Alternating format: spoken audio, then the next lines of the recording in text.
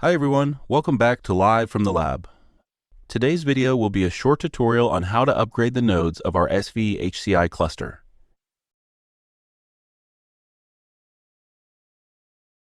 To start, we simply click on the System tab on the left-hand side of the screen. Then, we need to select Upgrade Firmware.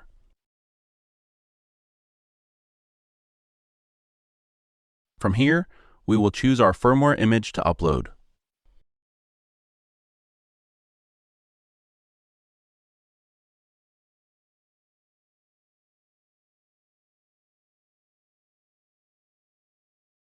Once the firmware image has been uploaded, we can see the active firmware version is different from the boot firmware version.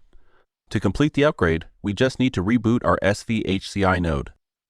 To do this, just click on System Power on the left-hand menu and then choose Restart.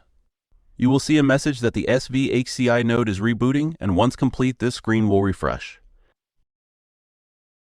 Now that our system is back up, we can see that our SvHCI node has been updated to the latest firmware version. Now we just need to complete the same process for our second node. I hope you enjoyed this quick SvHCI firmware upgrade video. Be sure to like and subscribe for more videos on StorMagic products and features.